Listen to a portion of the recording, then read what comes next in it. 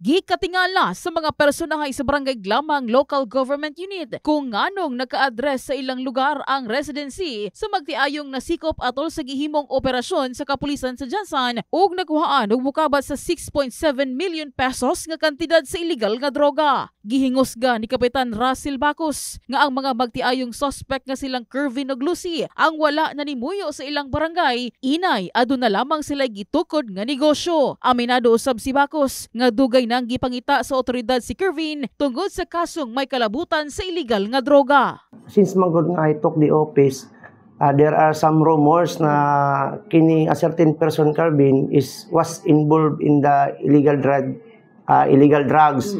And it was confirmed kay couple of months ago, there were some operatives of the government came here and then check the background of the certain Kervin na I think Balasi. And sabi ko sa kanila na mayroon yan ditong kumpanya and then junk shop na siya. And then sabi ko sa kanila hindi man yan registered voters dito sa Glamang.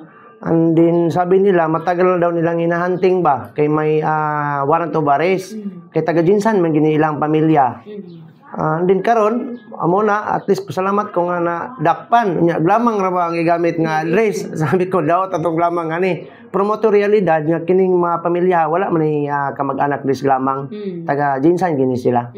Dugang pa ni Bacos nga ang maog mga personahe ang usa sa mga nahimong babag kung anong dili pa sila madeklarang drug-cleared barangay sa Philippine Drug Enforcement Agency Region 12.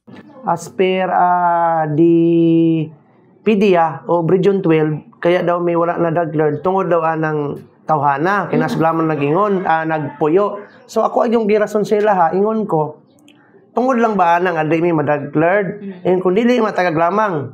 Nag-invest kung company dire nga junk shop sa Glamang, wala man na nagpuyo sa Glamang.